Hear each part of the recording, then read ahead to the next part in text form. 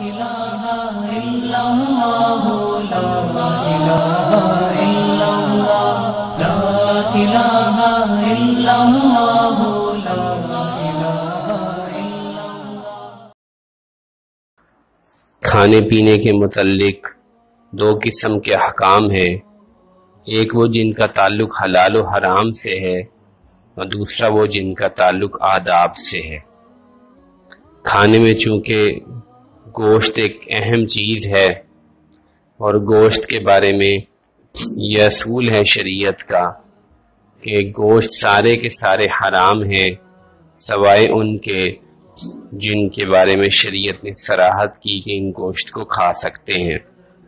جس ہم دیکھتے ہیں کہ جانوروں میں بے شمار چیزیں ہیں، ان سب کا گوشت آدمی کے لیے کھانا جائز نہیں سوائے ثمانیت ازواج، 8 قسمیں ہیں، یعنی بکرا اور بکری، گائے اور بیل، اونٹ اور اونٹنی، اور بھیڑ اور اس کا جو نر ہے دمبا یا مینڈا۔ تو یہ 4 چیزیں ہیں جن کا گوشت انسان استعمال کر سکتا ہے۔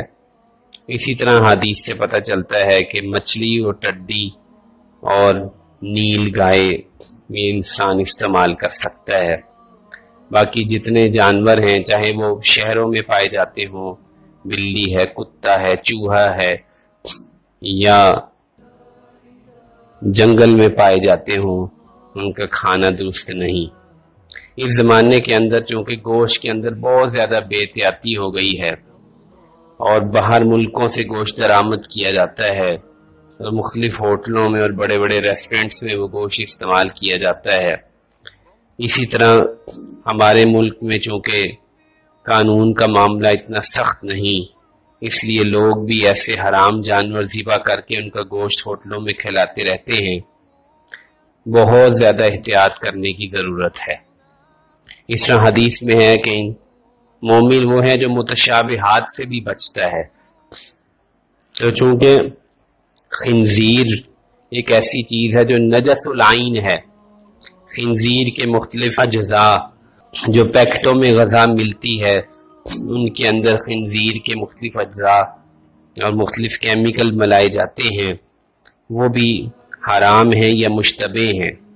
اس لیے اس زمانے کے اندر حلال و حرام میں بہت زیادہ احتیاط کی ضرورت ہے۔ مسلمان ملکوں میں رہتے ہوئے ہمیں بہت زیادہ احتیاط کرنی چاہیے کہ میں مشتبہ اور حرام چیز نہ کھاؤں۔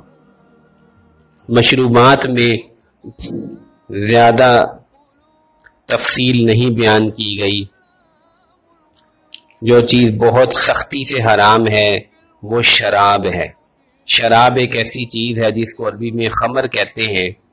اس سے انسان کی عقل جاتی رہتی ہے اور انسان کی عقل کی حفاظت کرنا یہ شریعت کے مقاصد میں سے ایک بڑا مقصد ہے، کیونکہ حیوان اور انسان میں فرق ہی عقل سے ہوتا ہے۔ جب انسان کی عقل جاتی رہے، اس کی تمیز ختم ہو جائے تو وہ حیوان بن جاتا ہے۔ اس کے علاوہ تو شراب کے اور بے شمار نقصانات ہیں، لیکن یہ نقصان سب سے بڑا ہے۔ اور آپ علیہ الصلوۃ والسلام جب تشریف لائے تو شراب عربوں کی گھٹی میں پڑی ہوئی تھی، بہت زیادہ شراب استعمال کرتے تھے۔ چنانچہ تدریجاً شراب حرام کی گئی، کیونکہ نشہ چیز کا چھوڑنا ذرا مشکل ہوتا ہے۔ پہلی آیت ہے یسألونک عن الخمر والمیسر قل فیہما اسم کبیر ومنافع للناس واسمہما اکبر من نفعہما۔ یہ لوگ آپ سے شراب اور جوئے کے متعلق پوچھتے ہیں، آپ بتا دیجئے کہ ان چیزوں میں گناہ بہت زیادہ ہے اور فائدے کم ہیں۔ دوسری آیت پھر نازل ہوئی کچھ عرصے بعد، یا ایھا الذین آمنوا لا تقربوا الصلاۃ وانتم سکارى حتی تعلموا ما تقولون۔ اے ایمان والو، نماز کے قریب بھی نہ جاؤ یہاں تک کہ تم نشے کی حالت میں ہو، یہاں تک کہ تمہیں ہوش آ جائے اور تمہیں معلوم ہو جائے کہ تم کیا کہہ رہے ہو۔ اس سے بھی کافی سارے لوگ رات کو پینے پر شفٹ ہو گئے، بہت ساروں نے چھوڑ دی۔ آخری آیت سورۃ مائدہ کے اندر ہے انما الخمر والمیسر والانصاب والازلام رجس من عمل الشیطان فاجتنبوہ لعلکم تفلحون۔ بے شک شراب اور جوا اور پانسے اور بت یہ شیطانی اعمال میں سے ہیں، لہذا ان سے بچ کے رہو۔ چنانچہ جب یہ حرمت آئی تو عن انس رضی اللہ تعالی عنہ قال كنت ساقي القوم في منزل ابي طلحه فنزل تحريم الخمر فامر مناديا فنادى فقال ابو طلحه اخرج فانظر ما هذا الصوت قال فخرجت فقلت هذا مناد ينادي على ان الخمر قد حرمت فقال لي اذهب فاحرقها قال فجرت في سكك المدينه قال وكانت خمرهم يومئذ الفظيع۔ حضرت بخاری اور مسلم کی روایت، حضرت انس رضی اللہ عنہ فرماتے ہیں کہ میرے سوتیلے والد حضرت ابو طلحہ کے گھر میں شراب کا دور چل رہا تھا، مجلس قائم تھی کہ آواز دی گئی کہ شراب حرام ہو گئی، تو حضرت ابو طلحہ نے مجھے کہا کہ دیکھو یہ کیا آواز ہے۔ میں باہر نکلا تو ایک پکارنے والا پکار رہا تھا کہ شراب حرام ہو گئی ہے۔ میں نے آ کر بتایا تو فرمایا کہ نکلو باہر اور اس شراب کو گرا دو۔ چنانچہ فرماتے ہیں کہ مدینے کی گلیوں میں شراب بہ رہی تھی۔ یہ صحابہ کا حال تھا کہ حرمت نازل ہونے کے بعد اس ساری شراب کو گرا دیا۔ فرماتے ہیں ان دنوں میں شراب فضیح سی ہوتی تھی، یعنی کچی پکی کھجوروں سے یہ شراب بنائی جاتی تھی۔ چنانچہ صحابہ نے اس کو گرا دیا۔ اس کے بعد اللہ کے نبی نے فرمایا عن ابن عمر رضی اللہ تعالیٰ عنہ قال قال رسول اللہ صلی اللہ علیہ وسلم کل مسکر خمر وکل مسکر حرام۔ پھر آپ علیہ الصلوۃ والسلام نے توسع فرمایا اور فرمایا کہ ہر نشاور چیز شراب ہے اور ہر نشاور چیز حرام ہے۔ پھر فرمایا ومن شرب الخمر فی الدنیا فمات وهو یدعمنها لم یشربها فی الآخرہ، کہ جو دنیا میں شراب پیے تو اس حال میں مر جائے کہ برابر شراب پیتا رہے اور توبہ نہ کرے تو آخرت میں جنت کی شراب سے محروم رہے گا۔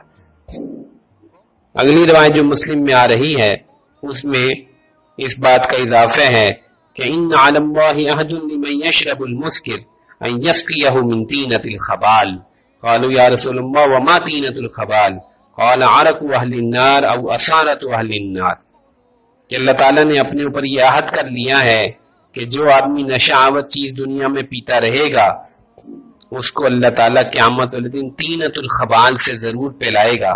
لوگوں نے اس کہ طینۃ الخبال کیا ہے؟ فرمایا جہنمیوں کے جسم سے نکلنے والا پسینہ ہے یا جہنمیوں کے جسم سے نکلنے والی پیپ ہے۔ چاہے پسینہ ہو یا پیپ ہو، جہنمیوں کے بدن کتنے بڑے ہوں گے، ان سے کتنی کراہت آئے گی۔ شراب پینا اتنا بڑا جرم ہے، نشہ کرنا اتنا بڑا جرم ہے کہ لوگ آج اس کو جرم نہیں سمجھتے، اور بے شمار یہاں پر لوگ ہیں جو نشہ کرتے ہیں، اور شراب کی طرح کی بہت ساری چیزیں ہیں، چرس، بھنگ، افیون اور پتہ نہیں ہیروئن اور کیا کیا نشہ آور چیزیں ہیں جو استعمال کرتے ہیں، اپنی زندگی بھی تباہ کر لیتے ہیں، اپنی فیملی کو بھی شدید اذیت پہنچاتے ہیں۔ لیکن کتنی بڑی وعید ہے کہ طینۃ الخبال، جہنمیوں کی پیپ جو ہے اس آدمی کو جہنم میں پلائی جائے۔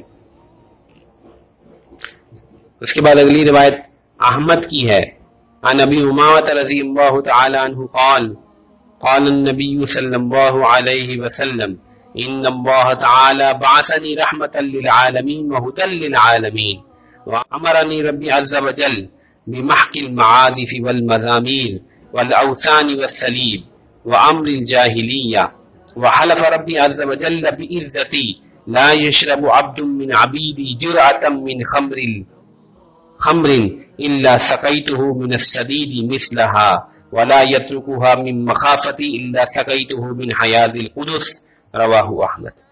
حضرت ابو امامہ رضی اللہ عنہ سے روایت ہے، رسول پاک صلی اللہ علیہ وسلم نے ارشاد فرمایا کہ اللہ تعالیٰ نے مجھے تمام عالم کے لیے رحمت اور ہدایت بنا کے بھیجا ہے، اور اللہ تعالیٰ نے مجھے حکم دیا کہ میں گانے بجانے کے آلات کو، بتوں کو، صلیب کو مٹا دوں اور تمام رسوم جاہلیت کو ختم کر دوں، اور اللہ تعالیٰ نے اپنی عزت کی قسم کھائی ہے کہ میرے بندوں میں سے جو بھی شراب کا ایک گھونٹ پیے گا میں آخرت میں اس کو اتنے ہی لہو اور پیپ پلاؤں گا اور جو میرے خوف سے شراب کو چھوڑ دے گا، اس سے بچتا رہے گا، تو میں اس کو حیاض القدس سے پہلاؤں گا۔ چنانچہ اس حدیث سے معلوم ہوا کہ آپ علیہ الصلوۃ والسلام کے بعثت کے مقاصد میں سے تھا بت پرستی کو ختم کرنا، صلیب پرستی کو ختم کرنا، جاہلی رسوم کو ختم کرنا، گانے بجانے کو ختم کرنا اور شراب کو ختم کرنا۔ آج یہ گانے بجانے کے آلات کتنے زیادہ پھیل گئے ہیں اور شراب کتنی عام ہو گئی ہے، یہ سب فسق و فجور کے آلات ہیں۔ اللہ تعالیٰ نے اپنی عزت کی قسم کھائی کہ جو شراب پیے گا، نشہ کرے گا، میں اس کو جہنم میں جہنمیوں کا پیپ پلاؤں گا۔ اور اسی طرح جو گانے بجانے کے کام اور میوزک سے نہیں بچیں گے، ان کے کانوں میں کل قیامت کے دن کیا معاملہ کیا جائے گا۔ بعض روایات میں ہے کہ پگھلا ہوا سیسا ڈالا جائے گا۔ اللہ تعالیٰ ہم سب کو ان چیزوں سے بچائے اور ان سب چیزوں سے بچنے کی توفیق نصیب فرمائے۔ یہ بہت بڑی آفت ہے۔ آخری حدیث سماعت فرما لیجئے، رسول پاک صلی اللہ علیہ وسلم نے فرمایا کہ مدمن الخمر ان مات لقی اللہ تعالی کعابد وصل، کہ ہمیشہ شراب پینے والا وہ ایسے ہیں اللہ کے سامنے اس حالت میں پیش ہوگا جیسے بت پرست ہوگا، بت پرست۔ تو یہ بہت بڑی وعید ہے۔ اللہ تعالیٰ سے دعا کرتا ہوں اللہ تعالیٰ ہمیں ہر قسم کے حرام کھانے سے بھی بچائے اور ہر قسم کی نشہ آور چیزوں سے ہماری حفاظت فرمائے۔ وآخر دعوانا الحمدللہ رب العالمین۔